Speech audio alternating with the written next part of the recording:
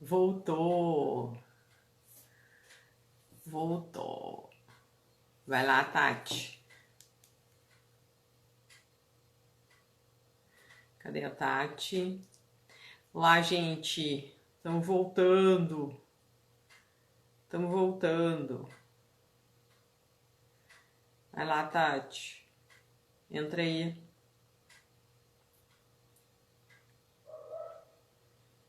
Cadê você? Boa noite. Estamos com problema na conexão. Aí. Aê, Tati. Eu ia te chamar.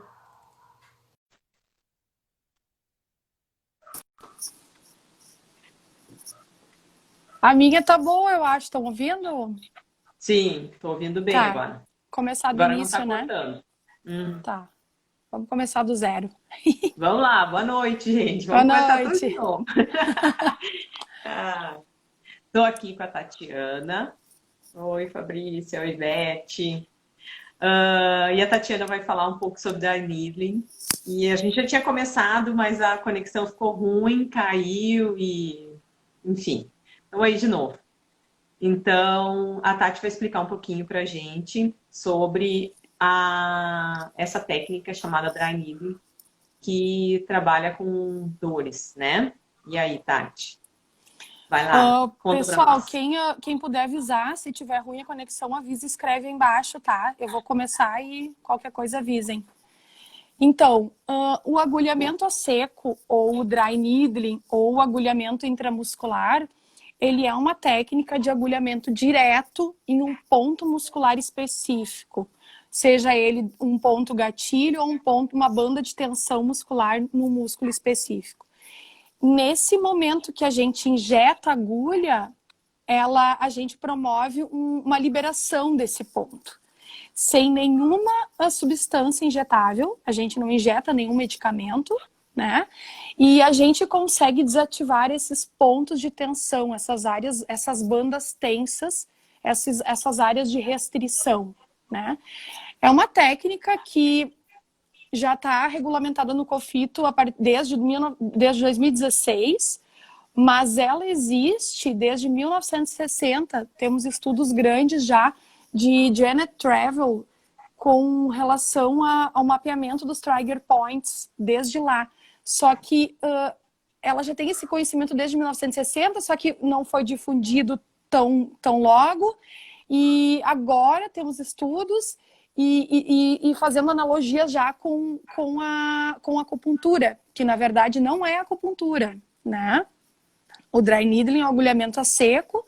Eu vou explicar a diferença depois, quando a Marta me perguntar, mas não tem analogia alguma com a acupuntura, né?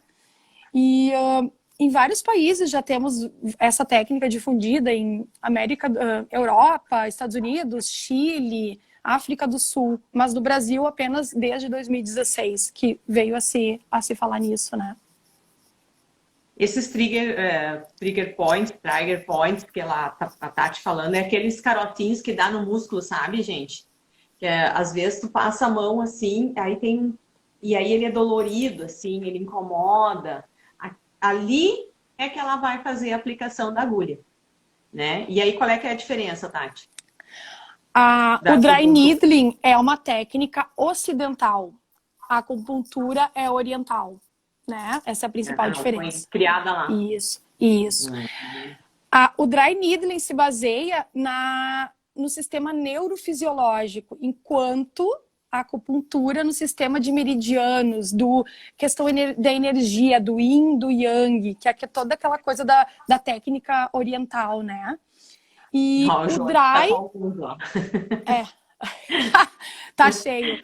E o dry, ele trata um músculo específico, enquanto a acupuntura, ela trata órgãos através do agulhamento na musculatura, né? A questão visceral. É a principal diferença, né? É bem interessante, né? Bem completo. Sim. E aí, Tati, dói, as pessoas reclamam. Como que é o pós-atendimento? Não, assim, ó, no momento que o principal objetivo disso tudo, no momento que a gente tá fazendo essa técnica, A gente tem uma fibra muscular tensa. Aquela parte onde está toda enrijecida, a contratura muscular, que muitas vezes o paciente vem nos referindo nas nossas aulas ou até nos nossos atendimentos. Nesse momento, ali onde eu tenho aquela banda tensa, eu tenho uma área de hipóxia, onde tem uma diminuição de oxigênio. São liberadas substâncias, aquela toda questão da fisiologia, são liberadas substâncias halogêneas e causa uma crise energética nesse músculo. Então, eu quero explicar isso porque é bem importante.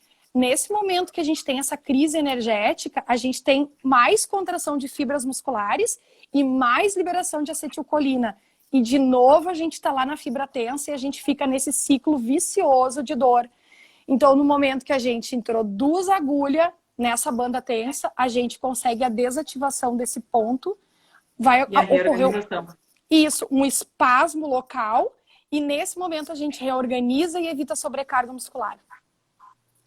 E aí, na hora que a gente... a pessoa fica... Não sente dor, só sente no momento que eu introduzo a agulha, eu consigo liberar aquela banda, pode ocorrer até um microespasmo, né? Chama um sinal de pulo, que é uma contração, e logo em seguida já consegue o alívio da dor. O paciente já sai melhor na sessão.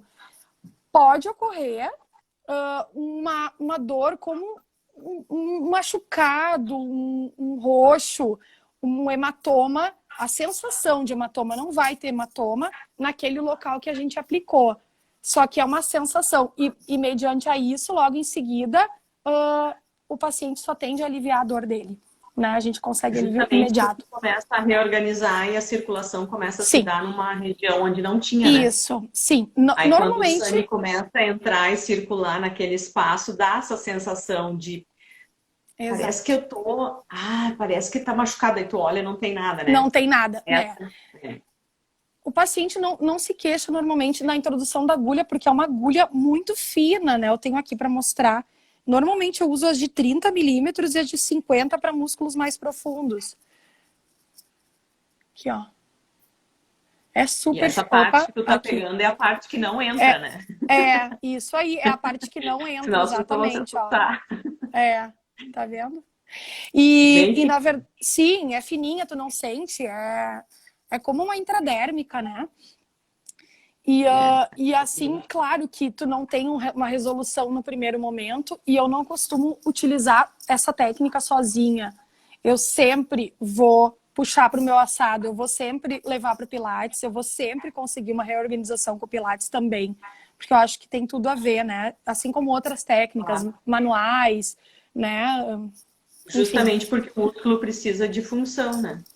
Exatamente. Então, aliviou ali, mas ele precisa recuperar a função. E muitas vezes a memória dele, por ter ficado um tempo inativo, ou muito ativo no caso, né?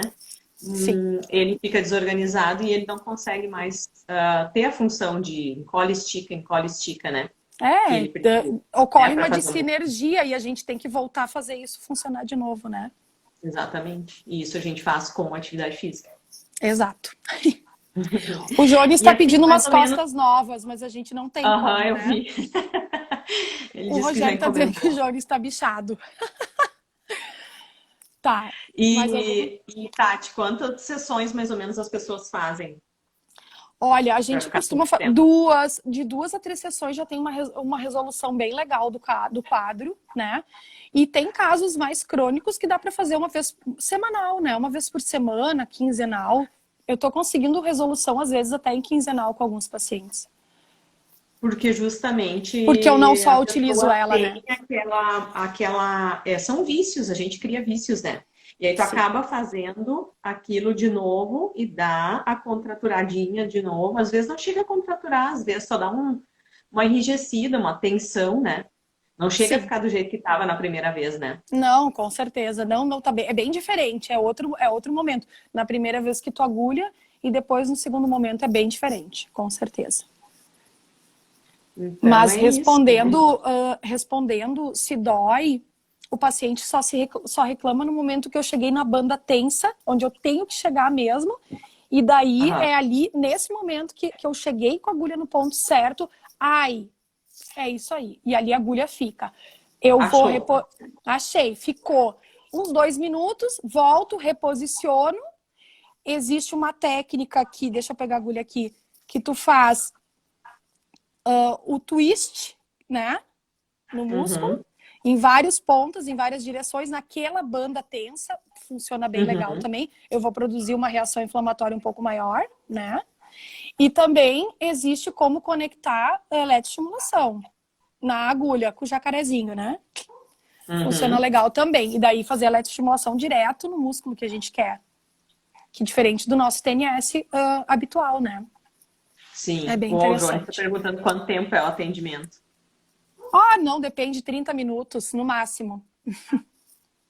É mais tempo para se ajeitar do que para fazer. Sim. O principal objetivo da técnica é alívio da dor, né? Até ganho de amplitude e movimento, porque tem técnicas que a gente consegue trabalhar com movimento associado ao agulhamento.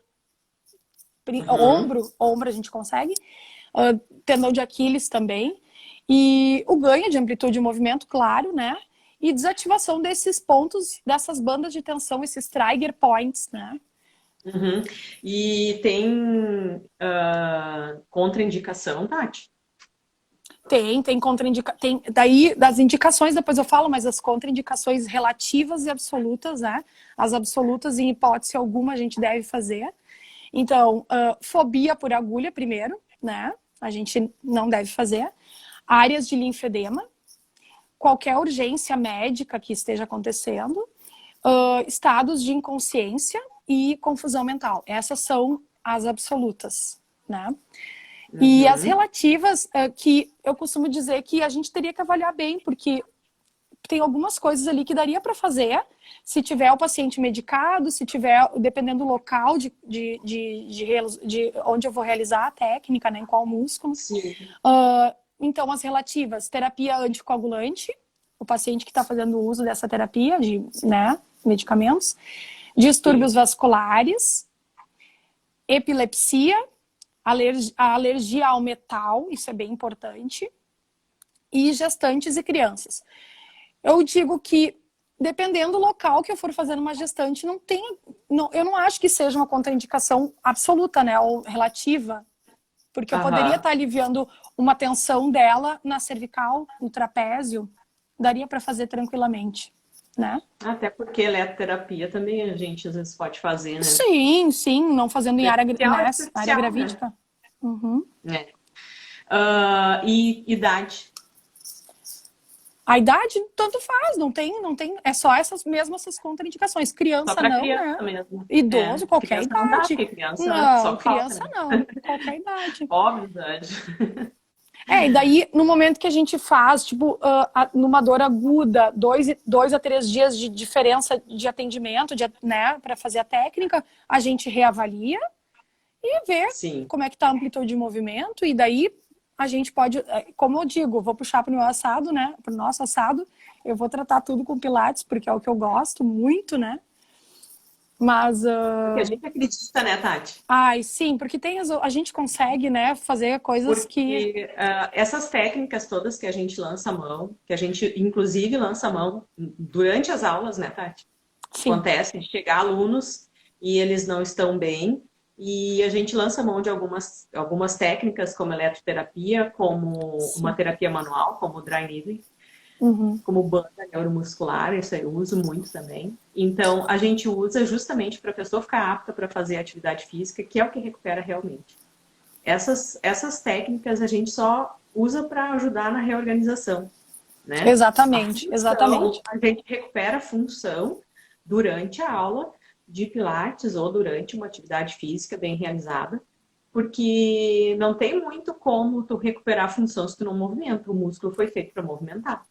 Nosso corpo, eu sempre digo, é uma máquina. Se deixar uma máquina desligada, sem nunca ter ligado, ela pode ser nova, nunca ter sido ligada, vai ligar lá daqui a um tempo, não vai funcionar.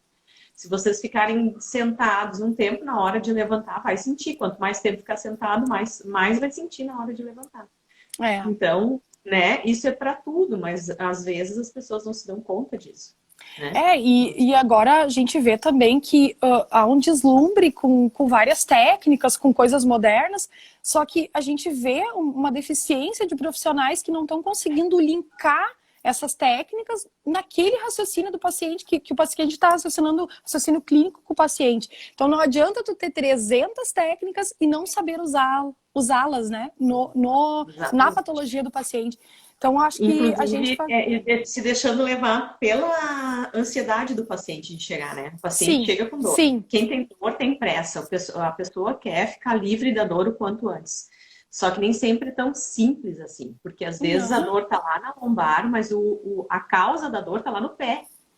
Exatamente. Então, esse raciocínio a gente tem que ir aos poucos. E às vezes, quando tu sai da zona da dor do paciente e vai tratar outra zona... Às vezes ele não concorda com isso. Não, quer, com certeza. Quer que trate lá.